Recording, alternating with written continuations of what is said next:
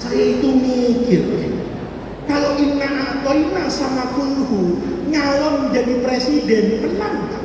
Coba suruh Inna Atoina jadi calon presiden, wapresnya Kulhu, menang mutlak satu putaran gitu kan? Kenapa? Dipilih oleh seluruh rakyat Indo. Kata ibu-ibu muslimat yang gak segitunya juga, Kiai, saya di Brebes kalau terawih minimal alhaqumut, tapi rakaat keduanya balik. Memang cinta betul sama Kulhu itu, tidak bisa lepas. Lihat, kalau yang di sini aman Pak, tapi yang sholat di sini nggak berani.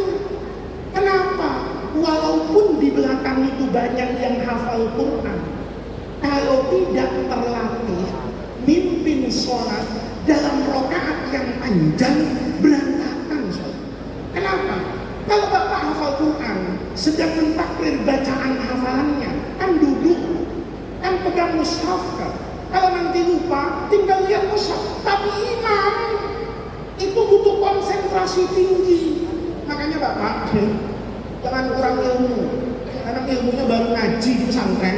Sunnahnya sholat itu melihat imam mau sujud. Kalau sholat Pak, itu sunnahnya ngelihat tempat sujud Bapak. Tapi kalau imam baca Quran dengan panjang, itu tidak lihat tempat sujud Pak biasanya, lurus matanya. Ngapain? Visualisasi Al-Quran.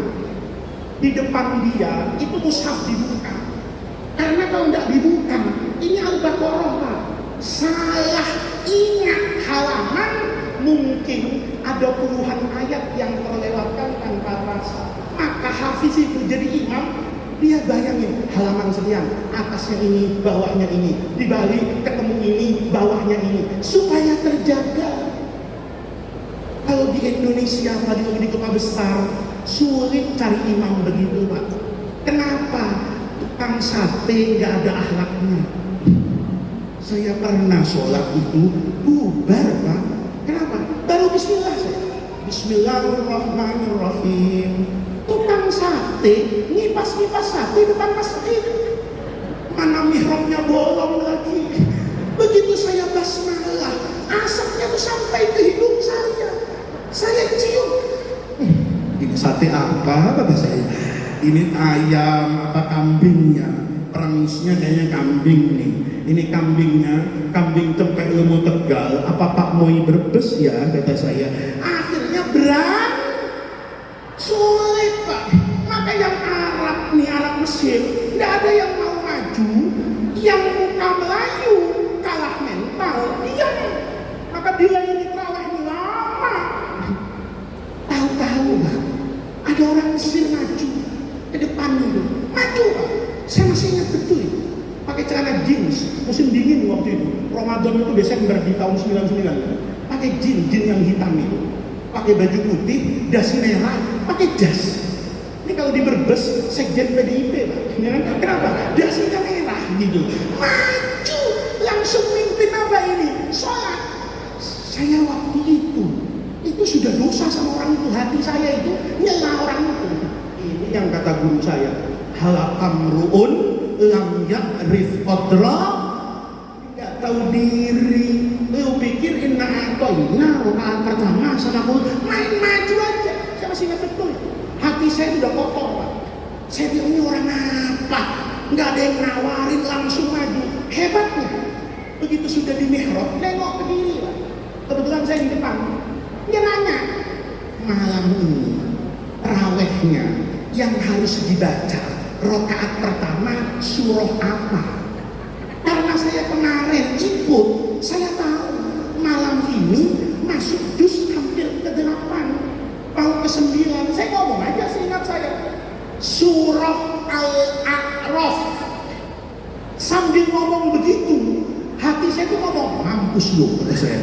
Lo pikir Inna Atoina main Al-A'raf itu buat tanya Bapak sama orang yang hafal Quran. Itu secara struktur Pak, itu termasuk surah yang agak sulit dihafal.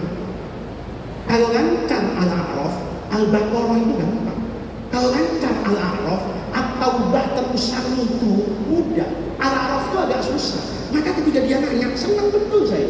Surah apa? Karena memang Al-A'raf mampus lo, main maju aja nggak ngacak, kata saya. Begitu saya.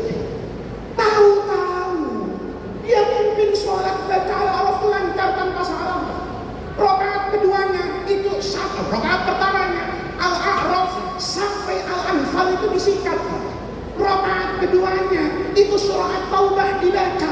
Masya Allah, 2,5 jam lebih dia mimpin satu sholat. Hebatnya lagi, selesai sholat, ya kan udah hari ketiga itu Pak, bawa counterpen, ya. Saya buka betis saya gosok-gosok dulu. Ini imam langsung berdiri, ngapain? Ngajar. Saudara-saudara, ayat yang kita, surah yang kita baca tadi adalah surah Al-A'raf. Dia terangkan asbabun nuzulnya, daya buangkan latoif urutannya. Mengapa surah ini di depan Al-Anfal? Wah, luar biasa. Hampir sejam dia ceramah. Saya lihat jam, ya Allah, satu sholat 2,5 jam, habis satu sholat ceramah sejam, kayaknya nggak sahur nih, sekalian subuh sama duha kayaknya, kata saya. Begitu selesai 3:30, saya udah nggak kepikiran sahur. Saya cari pengurus musola, saya tanya, cek itu tadi yang mimpin sholat siapa? Kata orang Mesir, mata alam ya ini, kamu udah tahu, ngapain aja kamu di Mesir? Itu guru besar mazhab, itu guru besar tafsir, punya sanad qiraat asyarah, itu orang paling alim-alimnya qiraat di Mesir, ya dia. Masya Allah, saya baru ingat, ini Mesir bukan Brebes, gitu. Kenapa Pak? Budayanya beda. Maka Bapak nih, kalau haul sudah rajin datang, manakib sudah, umroh sudah, anak sudah, istri tenang, belanja, sudah sedekah, uangnya masih banyak. Sekali-kali Pak, Jumatan di Manchester Pak, sekalian doakan setan merah itu mudah-mudahan tidak lagi jadi setan misalnya, ya. Bapak datang ke Manchester nanti, sholat Jumat, khotibnya pakai jas, pakai dasi, mungkin nggak pakai peci. Kenapa? Karena peci, baju koko, ini budaya.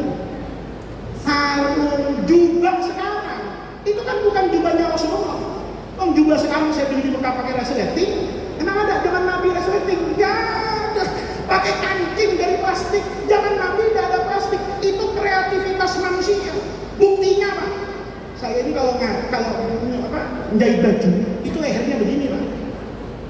Karena waktu itu disuruh pakai jas, maka saya mau bikin baju putih itu yang lehernya itu leher baju koko. Saya tidak tahu apa namanya. Saya datang ke penjahit yang saya biasa jahit. Pak, lehernya jangan begini. Leher apa Pak? Gus Faiz, leher tegak, pakai kancing 2 tegak. Oh, leher Shanghai. Oh, jadi Cina kata saya. Bukan leher Shanghai, saya maunya leher Mekah. Kata tukang jahit, nggak ada Pak model leher Mekah. Orang penjahit kalau Bapak bilang leher Shanghai jadinya begitu. Begitu Imlek, saya lihatin teman-teman saya orang Cina itu ngundang saya makan. Bajunya baju koko semua Pak. Bedanya kancingnya doang. Kancingnya pakai tali di luar, Bapak pakai kancing begini. Modelnya sama. Kenapa? Itu budaya. Budaya itu penting buat agama. Karena di tafsir Quran itu nggak ada tafsirnya. Kan cuma bilang agama, khudzu zinatakum inda kulli masjid. Kalau ke masjid pakai baju yang apa itu? Yang bagus, baju yang pantas, baju yang bagus dan pantas. Ukurannya beda. Dulu adik saya itu kuliah di Jogja. Ayah saya itu selalu bilang, adiknya tuh ditengokin. Saya nengokin. Biasanya saya nengokin itu hari Selasa. Tahu-tahu hari itu saya bisanya hari Jumat. Saya bilang sama adik saya, Faruk, nama adik saya Faruk, kita Jumatan, ayo Pak Faiz, kita Jumatan. Jumatan saya di Jogja. Begitu bilang, jasolidal khatibu alal mimbar, berdiri orang. Pakai apa? Belangkon. Pakai baju beskap, pakai sarung batik. Saya tanya sama adik saya, ini serius dia mau khutbah? Kenapa? Kalau di Jakarta orang begitu mau dalang, kata saya, mau wayangan. Adik saya ngikut saya, diem Kak Faiz, ini Jogja. Khudzu zinatakum di keraton Jogja itu adalah belangkon. Khudzu zinatakum kampung di Jogja itu adalah baju beskap atau baju lurik. Itu namanya budaya dan tradisi bersinergi dengan agama. Maka maulid itu, kalau baca bukunya Sayyid Muhammad bin Alawi Al-Maliki di Mafahim, itu kata beliau, maulid itu asalnya bukan ibadah. Itu kata beliau, amalun adi. Itu pekerjaan biasa. Pekerjaan maulid itu asalnya tradisi. Kan nggak pernah kan Bapak dengar ada perayaan maulid zaman sahabat, ketuanya Sayyidina Abu Bakar, sambutan Umar bin Khattab, donaturnya Utsman bin Affan, pernah? Nggak ada. Terus Maulidu Hasanah Ubay bin Ka'ab. Yang bikin maulid kayak begini ini siapa? Kita. Maka maulid itu asalnya bukan agama, tapi karena isinya mengingatkan agama, maka maulid itu jadi bukti ekspresi terjemah dari cinta Nabi. Yang dicari itu cinta Nabi. Kamu cinta nggak? Atau hibbun Nabi? Kamu cinta sama Nabi? Cinta. Kalau Anda cinta sama Nabi, maka ada yang mengekspresikan cintanya itu dalam bentuk perayaan maulid. Waktu muda pernah dikirimin bunga? Pernah. Ya, kalau pernah biasanya genit nih, ya kan? Ini kalau ada laki-laki, ibu masih umur 20 tahun, ada laki-laki ngirim ibu bunga, itu tandanya? Belum tentu. Lihat dulu bunganya. Kalau yang dikirim bunga mawar, cinta. Kalau yang dikirim bunga kamboja, disantet bu, disumpahin mati. Ya, bunganya sama, tapi mawar ekspresi cinta, kamboja ekspresi benci. Kumpul di aula ini, baca simtud duror, baca syair kayak tadi, itu bukan bid'ah. Sayyidina Hasan juga ngomong gitu sama Rasulullah. Begitu Sayyidina Hasan masuk Islam, ngelihat hebatnya Nabi, Sayyidina Hasan tuh nggak tahan, ngomong depan Rasulullah, wa ajmalu minka lam taraqattu aini wa ahsanu minka lam talidin nisa'u khuliqta mubarra'an ka'annaka qad khuliqta kama tasha'. Lihat, itu dengan anta samsun, anta badrun sama. Kenapa? Itu ekspresi cinta. Paham? Nih, pulang kasih tahu Pak sama yang protestan itu, ya. Ini namanya instrumen keagamaan. Kalau dia nanti mengingatkan kepada kematian, isinya Maulidu Hasanah, maka budaya dan tradisi ini jadi bagus. Saya kasih contoh. Kalau dalilnya haul ngajinya, saya tidak berani ceramah di sini karena Syekh Soleh Basalamah ini sanatnya dengan Sayyid Muhammad ini mutasil pakai sod. Ya. Kalau saya tuh mutasil pakai ta. Ya. Kalau pakai sin masih lumayan ini ya. Ini mutasil pakai sod. Tapi saya ingin ajarkan wawasan yang disampaikan oleh Sayyid Muhammad di dalam kitab Mafahim. Kalau persoalan kayak begini Pak, tradisi dan budaya itu kalau isinya bagus, maka dia bagus. Lihat kata Sayyid Muhammad, maulid itu dengan ibadah haji sama. Tapi jangan dipotong, terus dikeluarkan. Kata Faiz, maulid sama ibadah haji sama, maka tidak perlu haji, cukup maulid. Ini Islam sesat, nah, itu namanya orang nggak ngerti. Kata Sayyid, ibadah haji itu isinya apa sih? Membangkitkan kenangan, ihya. Kepada apa? Zikroyat yang sudah lampau dihidupkan kembali, itu ibadah haji. Kenapa tawaf? Kenapa sa'i? Ingat sama Ibunda Hajar, ingat sama Nabi Ibrahim. Kenapa baca simtud duror? Supaya ingat sama Rasulullah. Sama-sama mengingat, maka hukumnya harusnya. Maka Pak, tradisi itu, kalau hadis Nabi man sanna fil Islami sunnatan hasanah. Bapak ini sekarang guru-guru kita, kiai kita, itu kalau bukan tradisi kayak gini, mungkin kita lupa ngirim doa sama yang sudah meninggal. Mungkin kita lupa sama jasa guru kita. Dikumpulin dalam bentuk haul seperti ini, itu instrumen untuk mengingat agama. Saya ini Pak, belajar betul bahwa orang Indonesia ini yang soleh-soleh, yang baik-baik, itu kalau bikin tradisi, itu bagus banget. Saya punya anak, itu suka sejarah. Jadi kalau liburan sekolah, itu maunya ke tempat-tempat bersejarah. Kalau di Indonesia ke Borobudur misalnya, atau ke Trowulan di Majapahit. Kebiasaan saya, kalau ke Borobudur, itu saya nyewa orang. Karena kan saya nggak tahu cungkupnya ada berapa. Sama, Bapak pulang pergi ke Madinah, saya tanya, berapa menara masjid kan nggak tahu. Walaupun kiai. Tapi, kalau orang travel, tahu. Ya. Kenapa? Karena ditanya jemaah. Kalau nggak bisa jawab, bangkrut travelnya. Tapi kiai belum tentu tahu. Maka kalau di Borobudur, saya panggil orang, Mas, ini guide-nya Mbak, saya butuh ini, anak saya tanya. Selesai dari Magelang, saya bilang sama anak saya, kita balik. Tapi ada ngaji di Jogja, nanti sholatnya di masjid Jogja aja. Anak saya jawab, ya Bi, nggak apa-apa. Tapi Bi, nanti di Jogja cari masjid yang bersejarah. Maka saya ajak ke Masjid Gede Kauman di Jogja itu, Masjid Keraton. Begitu mau masuk masjid, anak saya bilang, Bi, nggak nyewa orang. Saya bilang, nggak usah nak, bapakmu ini ustaz, Fatul Qorib hafal, Fatul Muin udah punya. Kalau mau nanya fiqhul masjid, tanya sama bapakmu.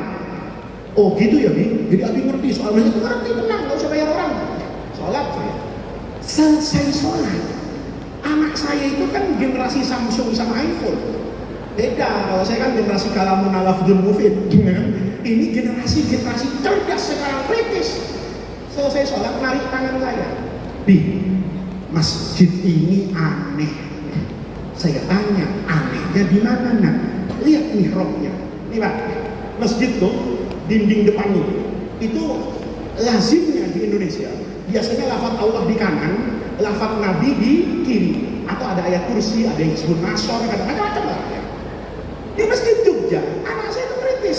Lihat Bi, bukannya lafaz Allah, bukannya ayat kursi, malah ditempel gambar salah. Bapak tahu buah salah? Nempel di gambar masjid itu. Kata anak saya, ini baru kali ini Bi, saya lihat di masjid kok ada gambar apanya ini? Salahnya. Kenapa Bi? Tidak bisa jawab. Ya tidak tahu nak. Kata anak saya, kan saya udah bilang di kalau masuk masjid sewa orang. Abi walaupun ustaz, jangan sok tahu. Nggak semua hal di dunia ini kiai tahu. Abi itu tahu kalau fa'il itu marfu, kalau maf'ul mansub. Tapi tidak semuanya masjid itu isinya marfu dan mansub. Nah, saya bilang benar juga ya kata saya ya. Kenapa masjid ini salah? Saya tanya sama anak saya, emang anehnya di mana? Anak saya ngomong, ya kalau mau buah, tempel kayak korma sama delima yang ada di Quran. Anak saya itu punya pandangan, ya buah itu ada agamanya. Kalau buahnya orang Islam itu kurma. Saya jawab sama anak saya, nah kalau semua ada agamanya, buah ada agamanya. Kalau pohon cemara katanya pohonnya orang Kristen, kasihan burung gereja. Kalau nanti datang ke masjid Jami diusir. Kenapa? Lu burung gereja bukan burung masjid. Kalau burung gereja datang ke masjid Bapak usir, lalu kapan dia dapat hidayah gitu loh.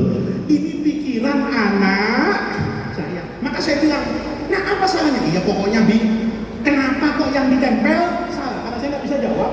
Ada orang tidur di situ, tidur-tiduran gitu, tapi pakai baju Jawa. Ini kayaknya pengurus masjid nih kata saya. Saya tanya, Mas, saya boleh nanya Mas? Orang ini jawab, oh monggo Pak, silahkan. Mas pengurus masjid sini? Iya. Ini Mas, anak saya penasaran. Kok di dinding masjid ini ada gambar salah? Jawab orang itu, begini Pak, gambar salah ini sudah ratusan tahun. Yang nempel itu kakek moyang saya, kakek moyang orang Jogja. Saya jawab, mau kakek lu apa kek terserah. Yang penting ini kenapa gambarnya salah? Saya ngomong, Mas, mau kakeknya yang nempel, mau Sri Sultan, siapa aja, saya nggak ngurus. Pertanyaannya, kenapa yang ditempel itu gambar? Dijawab, ini Pak, ditempel gambar salah karena ada hadisnya. Saya dengar ada hadis salah Pak, kena mental saya. Karena selama saya ngaji nggak ada hadis salak, karena Rasulullah nggak pernah ke Magelang. Kalau Nabi ke Magelang tahu salak pondok, mungkin keluar hadis barang siapa makan salak pondok 7 biji setiap pagi kayak makan kurma najwa bahwa jannah misalnya, gitu loh. Saya Nabi terus hadis salak apaan kata saya. Maka saya tanya sama Mas, saya serius. Orang tadi jawab, memang muka saya nggak serius Pak. Saya juga serius. Ini ditempel Pak karena ada hadisnya. Saya penasaran. Saya ngaji ke banyak guru dari Al-Kutub As-Sittah, kutub berapa aja, nggak ada hadis salak. Dia ngomong ada hadisnya. Saya tanya, apa Mas hadis salak? Jawab Pak, begini Pak, tempat yang Bapak sholat itu depan mihrab, itu dulu zaman Kesultanan Mataram, itu tempat kiai ngajar. Saya jawab, kiai ngajar kayak kiai tidur, apa hubungannya dengan salak? Dia jawab, ya Bapak kan harusnya tahu ada hadis Nabi yang mendorong orang untuk rajin datang ke pengajian, bunyinya man salaka tariqan yaltamisu fihi ilman. Dengar yang ngomong gitu Pak, saya merasa goblok mendadak. Ya Allah, hadis itu saya dengar masih ibtidaiyah, kok nggak terpikir ya kalau itu hadis. Saya dengar gitu Pak, itu betul-betul kalah mental shock saya. Itu kalau main catur kalahnya seter bentengnya sekalian. Ya Allah, benar juga kata saya. Tapi kan saya tak mau kalah. Saya ngomong ke orang tadi, Mas, kalau sama-sama maunya man salaka tariqan, kenapa nggak ditulis saja panjang? Kan bagus, man salaka tariqan. Jawab dia, Pak, ini hadis, ini salah, ini kejadian, itu 400 tahun yang lalu Pak. 400 tahun yang lalu orang Jawa di Mataram suruh ngapalin man salaka tariqan, ya mati Pak kepanjangan. Lihat, suruh ngapal hadis Fatihah aja nggak lempeng orang zaman itu. Lah iya toh, ini bukan Jawa dulu, bukan Jawa sekarang. Kalau Jawa sekarang kan muridnya kayak Soleh Basa Lama. Jawa dulu itu kalau ngaji Fatihah, alhamdulillahi rabbil alamin, kata gurunya alamin. Suruh ngomong Al-Fatihah nggak bisa, bisanya Al-Fatihah gitu loh. Bener kan? Fatihah susah Pak, ngapalin man salaka tariqan mati. Maka guru-guru kita, kakek moyang kita bijaksana, tempel salah, asal lihat salah ingat man salaka. Cakep juga kata saya. Anak saya bilang hebat, kalah Abi. Saya pikir Abi ini kiai pesantren hebat, ternyata kalahnya cuma sama salah katanya. Ini kalau saya ceritain dalamannya masih Jogja sampai asal nggak selesai kita ngajinya. Singkat, ulang, diterangin semuanya itu ada ayatnya, ada hadisnya. Ulang ke depan nih yang terakhir. Di depan itu kayak aula ini, depan ini tempat mobil parkir itu ditanamin pohon sawo, rapi banget. Anak saya penasaran, dilihat, emang masjid ini luar biasa, ditanamin pohon sawo nih. Kenapa ya ditanam pohon sawo? Tanya dia. Tadi salah ada hadisnya. Siapa tahu sawo ada Qurannya, kan gitu ditanam. Akhirnya saya panggil orang tadi, Mas, tunggu Mas, jangan pulang dulu. Anak saya nanya, Mas, kenapa yang ditanam ini pohon sawo? Orang itu jawab, Pak, Bapak tahu nggak? Dia nggak tahu kalau saya kiai, bener nggak tahu dia. Tahu nggak kayaknya kalau saya di pesantren saya tempelan gitu ya kan. Sulah banget itu, tahu nggak Pak? Bapak tahu nggak? Pekerjaan apa Pak yang paling afdol dilakukan di masjid? Sholat jamaah. Kalau pengajian itu bonus, yang paling utama masjid itu didirikan untuk sholat jamaah. Ini sholat jamaah. Ngomong orang tadi, sholat jamaah itu kan yang paling bagus yang gimana? Saya jawab, yang lurus, rapat. Nah, kata dia. Imam kan selalu bilang, Pak, sebelum sholat, luruskan dan rapatkan softnya.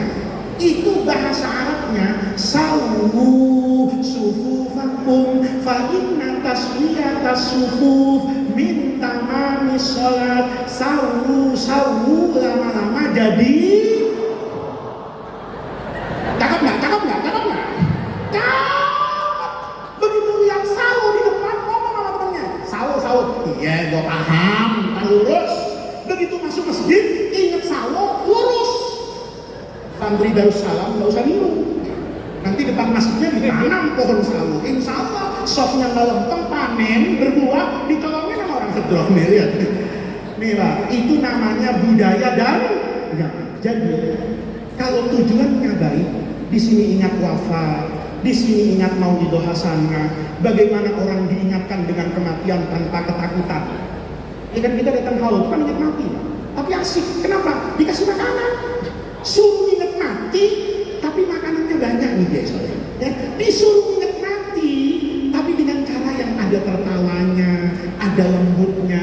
Maka yang seperti ini itu adalah warisan tradisi dari ulama ahli sunnah. Pesan guru saya, kalau ngajinya belum jauh, kalau paham dalilnya dan istidlalnya itu belum mumpuni, jangan suka nyalahin orang, jangan suka bid'ahkan orang. Boleh jadi al-ma'ani, makna yang tersembunyi pada ayat Quran dan hadis bisa disimpulkan dengan ketajaman mata hati dan kekuatan nalar guru menjadi bentuk amaliyah ahlu sunnah yang kita kerjakan sepanjang masa.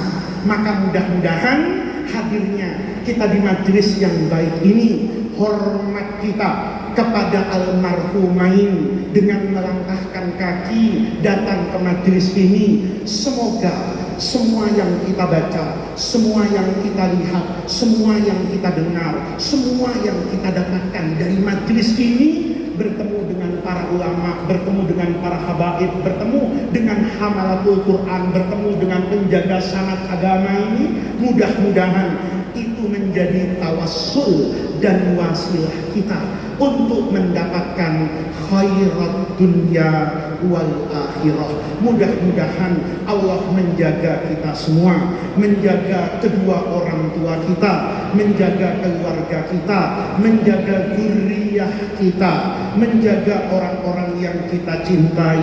Allah mudahkan semua urusan kita, baik itu urusan dunia maupun urusan akhirat. Dan mudah-mudahan kelak dari semua itu Allah hantarkan kita untuk bertemu dengan ridho dan rahmatnya fil firdausil a'la. Rabbana atina min ladunka rahmah wa hayyi lana min amrina rasyada. Allahumma la tahrimna khaira ma indaka li syarri ma indana. Kurang lebihnya saya mohon maaf. Kiai Soleh, terima kasih atas kesempatan yang diberikan. Wallahu muwaffiq ila aqwamit thariq.